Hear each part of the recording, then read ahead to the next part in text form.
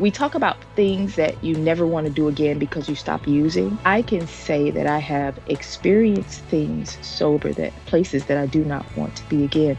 And that is one of them, where I am on the couch. I know it's a beautiful day and I can't get up. And psychedelics helped me break through that. They gave me my life back. Welcome to Psychedelics in Recovery Integration Radio, a safe space where PIR, also known as persons in recovery, come and share their experience, strengths and hope with us, with you. My name is Anne. I'm a person in recovery and your host today. This radio is part of PIR's ongoing effort to carry the message of recovery to those still suffering. In alignment with the 12 traditions that guide our fellowship, this program will not be funded by outside contributions. PIR, as an organization, has no opinion on outside issues. Whilst we discuss plant medicine and psychedelics in this episode, PIR does not promote or endorse their use. The spiritual intention of PIR and of this broadcast is to create diverse, safe, and sacred spaces for all who wish to recover, always striving for humility over hubris and principles before personalities.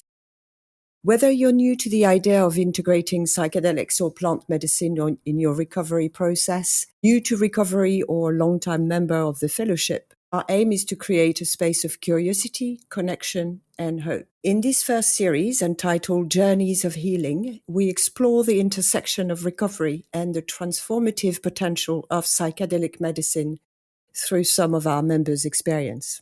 So settle in, open your mind, and let's walk this path together. This is the PIR Integration Radio. And today it gives me great pleasure to welcome Kenesha, who has come to share her experience with us. Hello, Kenesha, and thank you very much for being with us this morning. Good morning. Thank you so much, Anne, for having me here.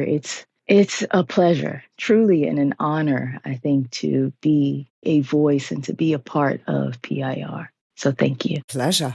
And it's interesting, you and I met before PIR. We met on Clubhouse. On Clubhouse. On another live podcast of the Flourish Academy. Yeah. And so that's, I couldn't believe this, a small world of psychedelic. Mm-hmm. But tell us, how did you land in PIR? Tell us a little bit more about that journey coming from recovery. We'll go back on your recovery journey later, but how did you come across psychedelics and PIR? Wow. Okay. Well, the shortest version, I think, would be something like a Google search. But the longer version started a few years ago. First, I'll say that I am a baby of AA and numerous fellowships. So I've been to AACA, I've done Al-Anon, I've been in Nar-Anon, and my recovery date is November 9th of 2014. So I've actually got a birthday coming up. And about, I'd say somewhere around year 9, I started to enter like this depressive phase, and I didn't know what was going on. So of course, what do? I started talking to my fellowship. Hey, I don't know what's happening. And the immediate response was maybe I needed to do more. Maybe I needed to do more service. So I started doing more service, started going to more meetings, picked up more sponsees, and I was still spiraling. So then we started talking about maybe it was time to start seeking outside help. So I started doing counseling, and then from counseling, started to switch to doing some testing. And then they started looking at mental health. And at the same time, I'm on Clubhouse. And I start entering these rooms where we're on Clubhouse, and these women are talking about being dual diagnosed. And, I had no idea what that meant. And so now we're talking about mental health and also being an addict and having ADHD or bipolar, and they're expressing all of these things. And from there, I'm like, well, maybe this is something I should take a look at.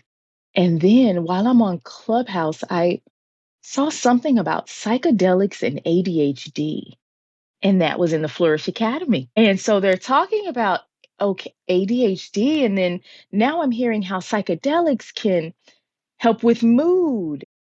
And I got to a point where a doctor offered me an SSRI, and I didn't want to do that. I wasn't ready for that. And so I started saying, well, I guess I'm gonna try microdosing instead.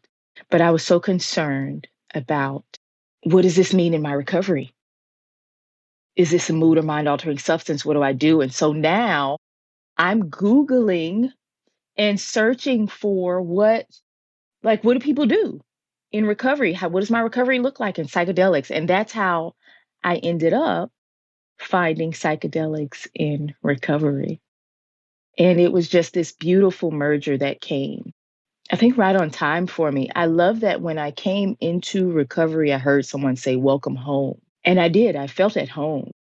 And then it was amazing to hear when I got in PIR, someone say, welcome home again. And it was the Yeah. next level. It was the next level of comfort for me.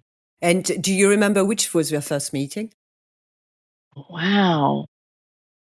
Which one was my first? My gosh, no. No, I don't. I don't remember which And meeting. so, what was your first impression? What stuck with you? The welcome home again? The And welcome home again was powerful. It was probably a women's meeting that I went to first, but it was, what I would say was powerful to me or impactful was the comfort in knowing that I could still be in recovery, and that to know that there were old timers. So here it is. Here I'm sitting with 10 years and thinking I'm still a newcomer. And that I had been doing something wrong. There was so much shame that I had wrapped around having to take this psychedelic to help me. To hear people saying that they had done it and they were okay.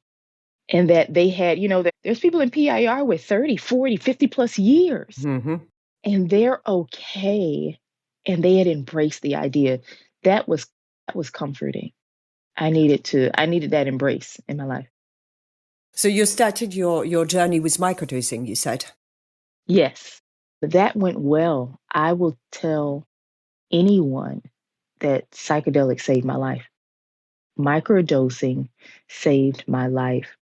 What happened for me was that it calmed down my inner critic. And there was a new voice that I could hear. If you've, ACA is that loving parent or higher self, I could hear that voice say little things like, it's going to be okay. You have the ability to do it if you want to. So there was this encouragement that came. I mean, there were times where I would be laying on the couch, staring at the back of the couch. Out of my peripheral vision, I can see that it is a beautiful day outside and I can't get off the couch. And that's, we talk about things that you never want to do again because you stop using. I can say that I have experienced things sober, that places that I do not want to be again. And that is one of them, where I am on the couch. I know it's a beautiful day and I can't get up. And psychedelics helped me break through that. They gave me my life back. And what was it that you microdosed, if I can ask? It was psilocybin. I specifically used golden teacher, which is considered to be a gentler version of mushrooms, and a heart opener. And I started very gently. I started with it was 4 on, 3 off. And then I went through one cycle, and then I did an every other day cycle, really listening to what was happening, what was the mushrooms telling me. And then I stopped, and it just became, hey, today I think I need a dose, or maybe like a Tuesday and a Friday. So it's very sporadic now. And have you experienced a ceremony setting? I have not experienced what I would consider to be a ceremony, like with a shaman or with a guide. I have not had that experience. What I did do, though, I wanted to have my own personal, ceremony. It was a full moon, and I was like, I'm gonna go dance before the moon and be in nature. One thing I love about psychedelics is that, to me, they show you the areas that you need to work on and where that healing happens. And so, or where the healing needs to take place. So here it is. I'm like, I'm going outside. I'm going to dance in front of the moon. And what really happened was I ended up sitting there crying and grieving Wow. over something that I didn't even know was limiting me. And the relief that I got behind that, I'm so grateful for, because I had to grieve a past relationship and I didn't know that it was hindering me in my current. Hmm. And I was freed from that by using psychedelics and having my own little I'm going to dance in front of the moon ceremony. It's like, nope, that's not what we're doing. We're going to get some healing. Yes, I think psychedelics have got that wonderful way of turning on the light in a dark room and showing us what are the skeletons still hanging around that we had no idea were there. It's certainly been my experience. And as much as it's important to set intentions before any ceremonial setting, it's what, in my experience, is more important is the ability to let go and to receive what I am meant to receive that day and not be too attached to what is going to happen. And it's very rarely do I get what I want. I most often get what I need. And it was not necessarily the intention. And that's why it's so important to keep the intention as broad as possible. And I Yeah. think journeys of healing is probably the broadest one that one can have. But it's an interesting experience. And what's your integration practice afterwards? How do you manage when you come out of something like what you've just described, your moon ceremony, and you find out that what was blocking was a grief from a previous relationship? How do you integrate that in your life? Well, one of the things that I first like to do is to get it on paper. Now, I am not by any means or I don't hold writing as like my go-to favorite. But with something that is so powerful, I do. I put it on paper. And then I like to communicate. So I'm more verbal. So I love to talk about it and break it apart, break it down with other people. So when it comes to the integration of that ceremony, really for me revolved in the reflection and taking the time to I had to take time to nurse that grieving part of myself and what was brought up. So, really, that's what it looked like for me. It was just taking the time to sit with myself and to continue to process that healing and to love on the part of myself that was hurting. I will also say what was really helpful was because it was eye opening to me, it opened my eyes to others. So I was able to now have conversations with my friends and say, hey, that looks like grief, which was also in helping heal them. That in turn helped further heal me as I solidified what I'd been going through. So overall, that's what my integration practices look like. It looks like sitting with myself, taking what was learned and then just continuing to love on whatever parts needed. That for me, I think that's what this medicine, this whole journey of recovery and including the medicine is just truly taking me, excuse me, to deeper depths of love. Like you just mentioned about it's cutting the light on. That's it. I'm cutting the light on to see the places that need healing, that need love, and it's showing me how to do that. Yeah, I think psychedelic experiences work very well with IFS, internal family system, and Mhm. reconciling all the parts.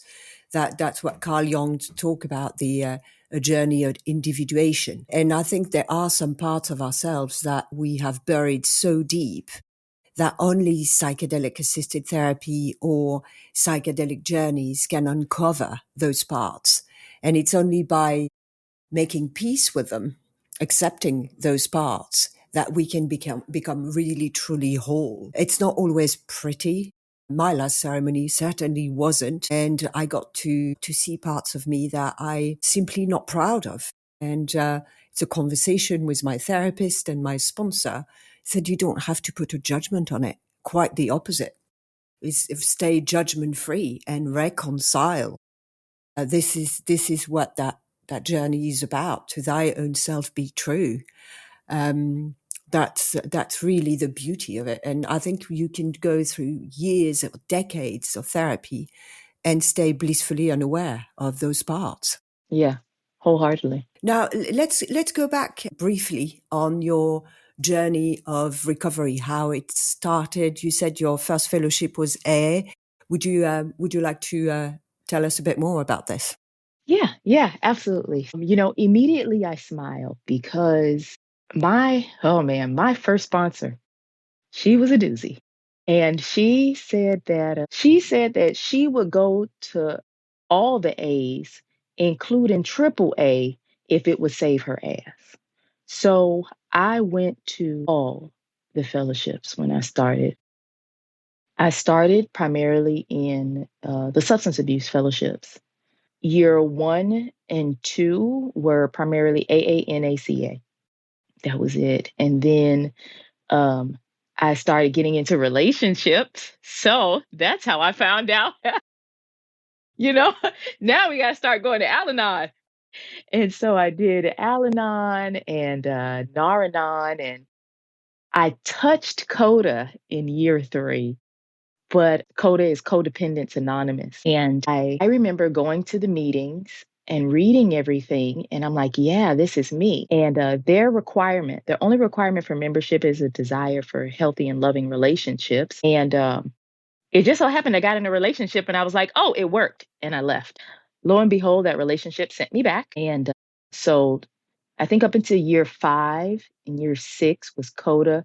Year 7 is where I was introduced to ACA, adult children of alcoholics and dysfunctional families. So that was 7, 8, and 9.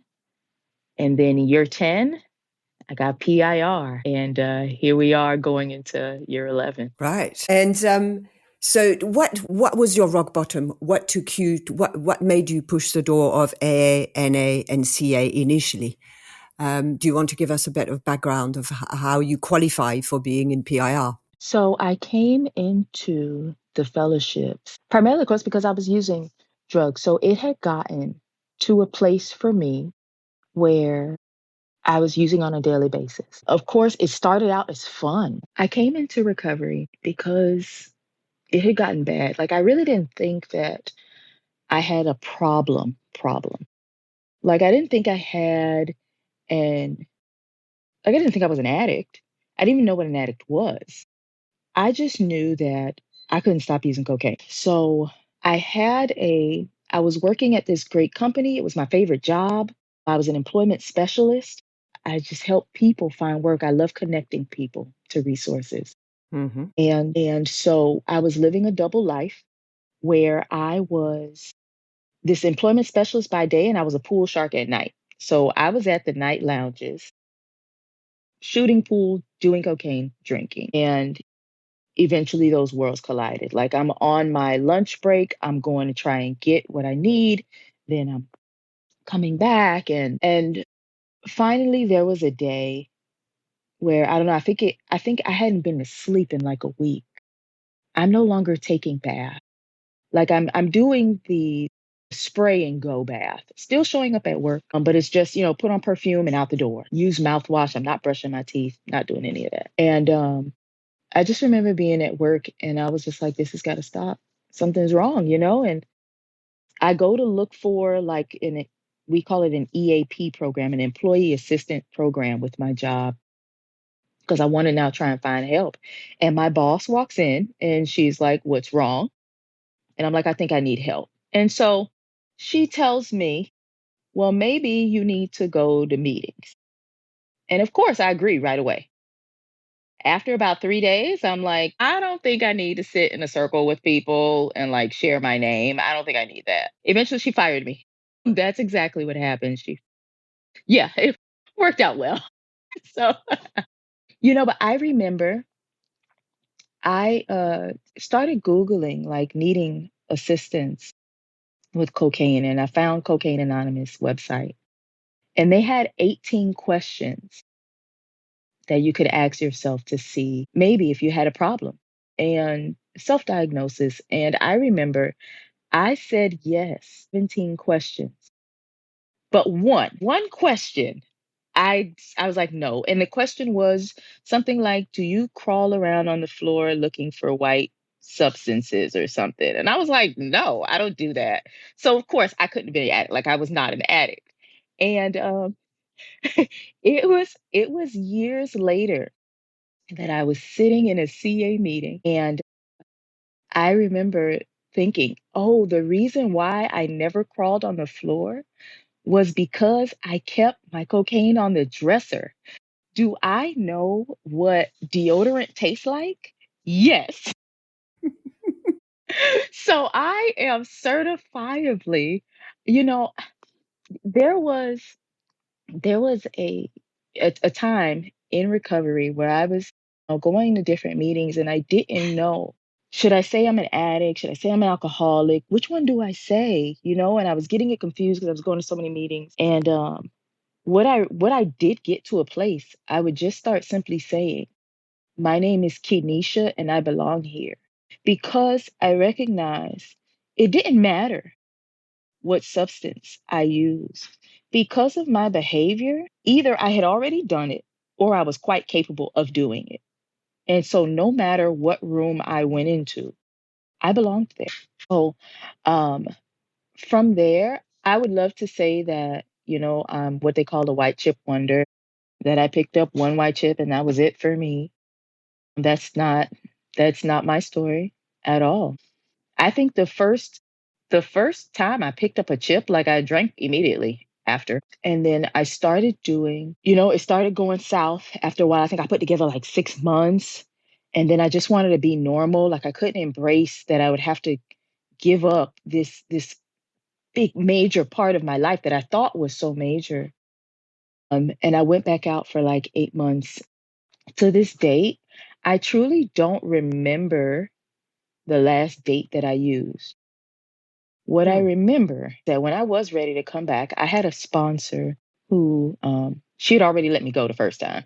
And so now this second time, she was like, if I wanted her to be my sponsor again, I had to write her a letter. Why? Why did I want what she had? Why did I want her to be my sponsor? And so my recovery date is the date that I wrote that letter, the date that I decided that I was going to do the work. So when, hmm, and just moving a little forward, when I got into PIR and I had the struggles with, am I still sober? Am I still in recovery? How does that work? How does my sobriety date now look like? What does that mean? I found such peace and I was so grateful that my recovery date is truly the day I decided to do the work. Hmm. And that as long as I am doing the work, I keep my date. That's my Yeah. that's my story. Yes, and going back onto, you know, my name is Kenesha and I belong here is what one of the things I love about PIR is I'm a person in recovery. All the aspects of me are in recovery, and like you, I used to belong to many fellowships. I probably qualify for all the A's except maybe GA. And I went to GA because I'm a trader and they want, in rehab, they said, oh, that's not a job for you. You should go to Gamblers Anonymous. And that's probably the only one I don't belong in. But what I love about PIR is that it's people from all 12-step fellowship and Mhm. beyond. And I have discovered some new A's I belong in through PIR by listening to someone talking about being an overeater anonymous. I was like, food fellowship, I have never knocked on that door. And this, I would have never come across it in A or NA. And we are recovering from addictions, substance and behavior. And when you started the interview, you were talking about the fact that there is substance and behavior, and I think when there's so many codependency and co-diagnosis, and that's something that we address in PIR. There are no outside issues. Is that something that you felt you were more at ease talking about mental health in PIR? 100%. That's something that I love about PIR as well is within PIR, I think the PIR truly embodies unity and inclusiveness. there are no conversations that cannot be had in PIR. I love that PIR allows each person to determine their own version of recovery. So it was great for me to come in and like you said, hear about these other fellowships. I heard about Under Earners Anonymous and Emotions Anonymous, which is, I mean, when I think about being in AA and we talked about how the using was but a symptom and that there was a greater cause and condition. Well, I mean, I would use because I felt some type of way. So I needed to look at, so it was amazing to come here and be able to just truly be like I said, be myself, to talk about, oh man, to have conversations on what was powerlessness and what did that really mean. And, it was in PIR that I heard people expressing they didn't believe they were an addict. And I got a chance to take a look at that and determine, well, where do I fall within that? What did I believe? And it allowed me to expand my own version of recovery. And what I love about PIR is because I was able to expand, I don't get to look at someone else and say that they're limited. In PIR, we all fit. So today, inside and outside of PIR, I am a person in recovery. I no longer attach myself to saying an alcoholic or that I'm an addict. But that's where I've landed in this day. And I still have colleagues and friends in PIR that can call themselves an addict. And that's perfectly fine because we're still here together.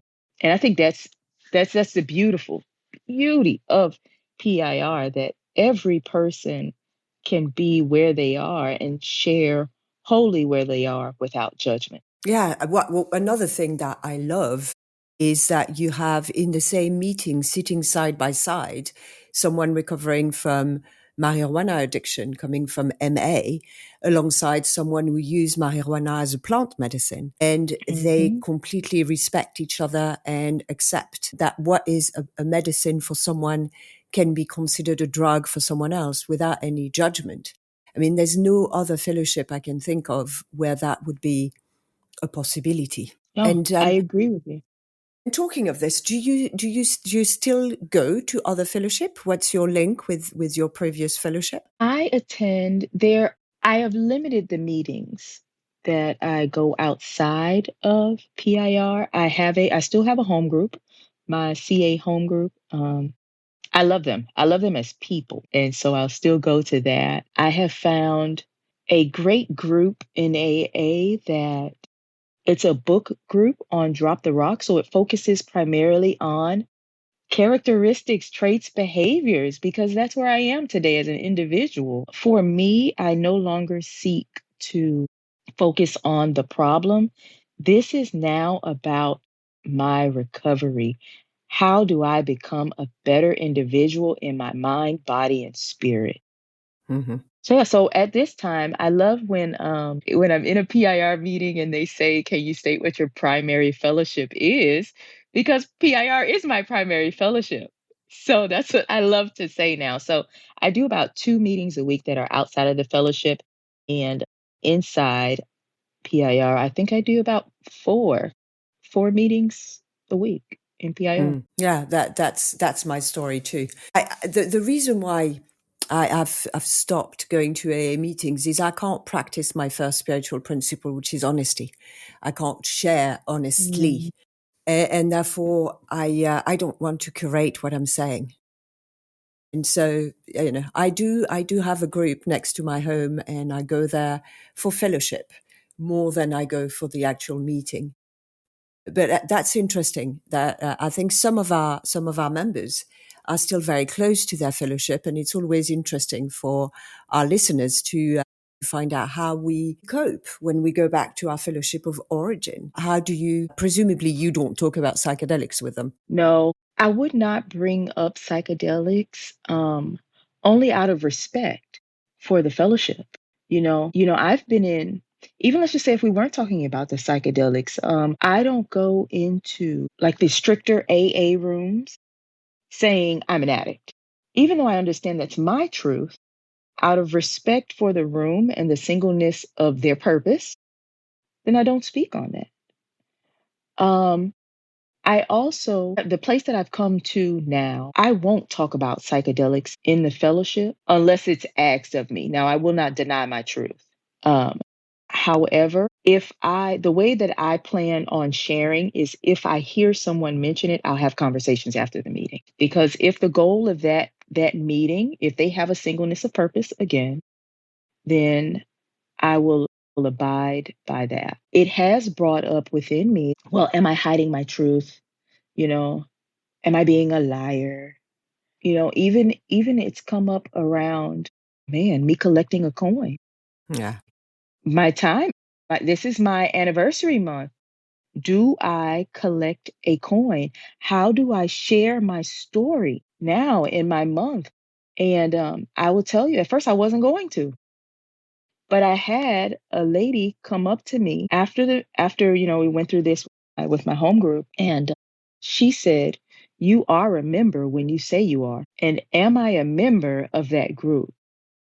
Yes, I am. Now, am I in recovery, practicing recovery? Yes. Have I earned my medallion? Yes. And so when I tell my story, I believe what I'll say is that I've practiced with an outside issue that saved my life. So it will be something vague. Mm-hmm. And I'm going to be very prayerful about how I come across, because I can say that I was fully in recovery and I got to a low place where there was nothing that I had been taught um, within those fellowships that worked. And it was only psychedelics that helped me. So I must in some way pay homage to that. I must. It's a part of my story. So in a vague way, I will probably just say something like an outside issue Yeah, helped save my life. I used to use the alternative therapy, which is Mm, which is not a lie. It's an alternative therapy. I like that. Yeah, that closes the topic without lying, but it's a fine line. It really is. And I was invited once to do a lead in AA, and I talked about my expedition in the Amazon, and the shamanic ritual was ayahuasca. And it's interesting because half of the room was fascinated, the other half closed down. And interestingly, I was never asked to do a chair again. But this Hmm. was my truth, and I didn't do it to provoke, but just to be truthful. So it's a tightrope, that one. I like alternative therapy because that's what it is. It is. I do believe it's an alternative. It's really not even alternative. It's just that in regards to this 12-step model that we use, it's an alternative to that. But for me, I truly believe that this is plant medicine, that this was our primary method of healing. The original. This was the original healing method. And so I like the use of alternative therapy because I think it would land better with some, but I do see it as a primary. Yeah, I agree. This medicine has been practiced for thousands of years. Yeah. They've dug up some bodies. 15,000 years ago, they were using psilocybin in rituals and Hmm. healing rituals. So we are not discovering a new revolutionary way. We're just Exactly. relearning the way of our ancestors. It's beautiful. We are the lucky ones, and really this podcast is really that's to inform people out there who are still struggling and who started like you, um, by doing more service, and some people are stuck in their recovery 15, 20 years and wondering what have they done wrong, what is missing, and maybe, just maybe, that could be an inspiration for them, and a path to a different recovery. I agree with you. I think one of the biggest shocks for me was in coming into to PIR and learning more about history of AA and learning more about Bill Wilson. I knew that he had struggled with depression I knew that he had struggled with smoking cigarettes. There was talks of infidelity. There was all of this. What I did not know was that he had used LSD. And I remember being floored by that he had sought this alternative therapy. And yet, in our fellowship, we were discussing abstinence only. And what it helped me see, it truly just made me realize that I was not alone. I thought something was wrong with me because the fellowship wasn't working for me. I thought that there was something wrong with me. And I think that had I known that one of the founders needed to seek outside help, I would not have carried as much shame initially. I would not have carried as much shame. And I have had to do some work on that. Well, not on my personal shame, but on my feelings towards the fellowship and learning that Bill Wilson had used LSD, because I have watched people die in this fellowship. I have watched people die in AA and in NA, whether it was because they were told they couldn't use their prescribed medicine, or because they thought they couldn't use an alternative. And that was really saddening. I've had to realize that in some ways it's just the people and fear and holding on to this belief that it could cause harm, and it very well may. But I think that we have to, at this point now, have the option there, or have the knowledge there. Yes, absolutely. And I think the concept of open-mindedness that is Hmm. drummed in the big book of Alcoholics Anonymous is incredibly important. In the spiritual, the appendix to spiritual experience, they talk, the famous sentence of Herbert Spencer, prior to Hmm. investigation. Right. This is a paradox. It's written in a big book, yet if you start mentioning Hmm. exploring other paths of recovery, you're immediately shut down and told that no mind altering substance will get you into recovery.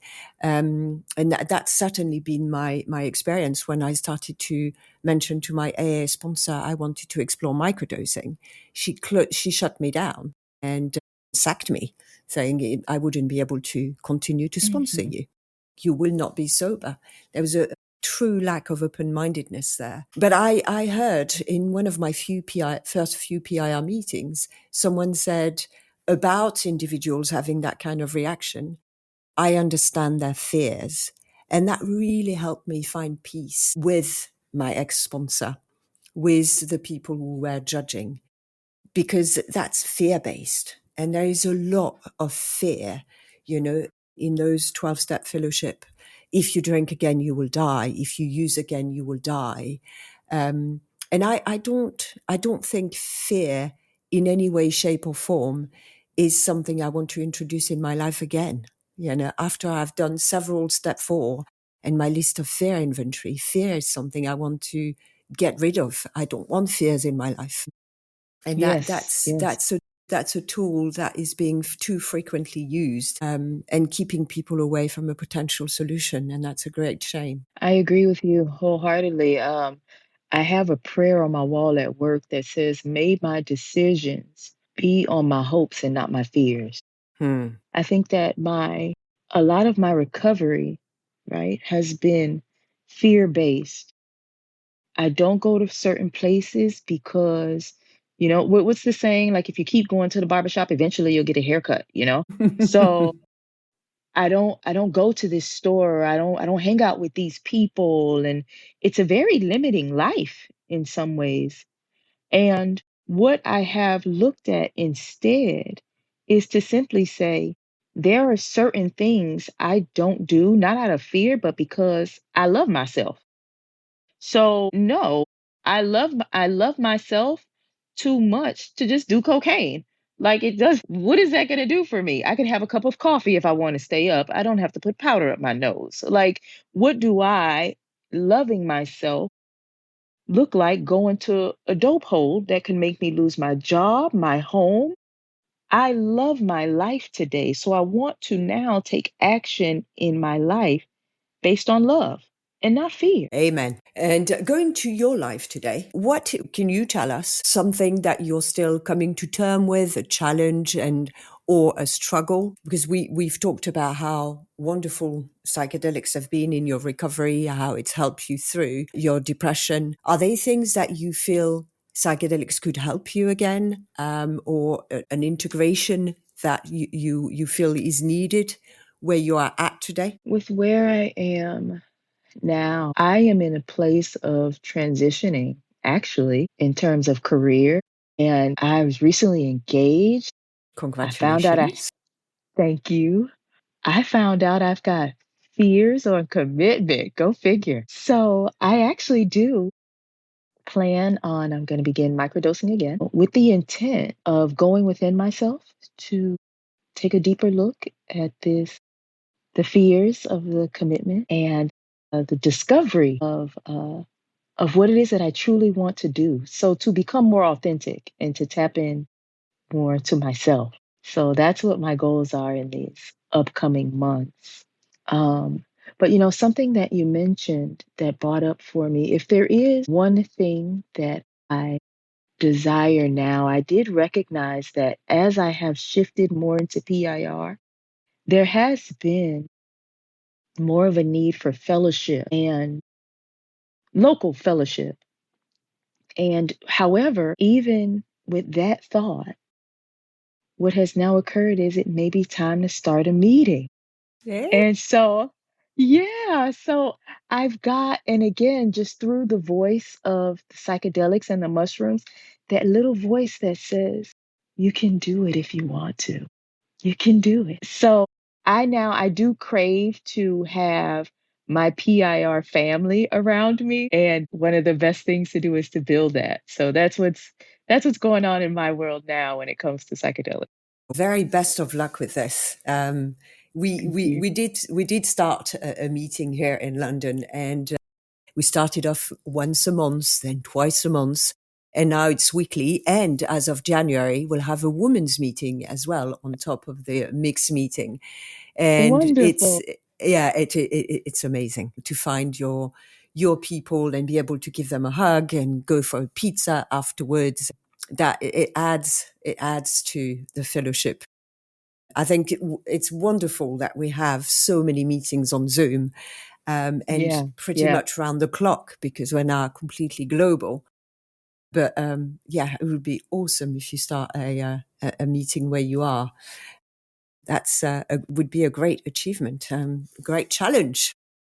Well, Yes. Yes. yeah, good luck with that. Thank you very much, Kenesha. We're coming to the end of our broadcast today. Is there anything else that you wanted to add that maybe you wish I'd asked you, or a closing remark? Hmm. This was a wonderful interview. I was telling my friends that I had thought about this and that as I get older and as I truly learn to live my life today, I want to live a life that I leave this earth with as few regrets as possible. And I knew that if I did not do this, I would have regretted it. To be a voice, to be a woman's voice, to be a Black African American voice here in PIR, to have come from AA to get a chance to stand in my truth was not something that I would have wanted to miss. And so if there was anything that I would share or say with anyone, would be just that, to stand in your truth. You may have to stand quietly. We don't want to put targets on our back. You might have to stand quietly, but PIR is here to allow you to stand in your truth and that we welcome you. So I'll tell you in advance, welcome home again. Thank you very much, Kanesha. Beautifully said. So thanks again for your time, your voice, your story. Um, and thank you all for listening, and see you around soon. Psychedelics in Recovery is a peer-led fellowship guided by anonymity, non-endorsement, and mutual respect. Thank you for listening and for placing principles before personalities.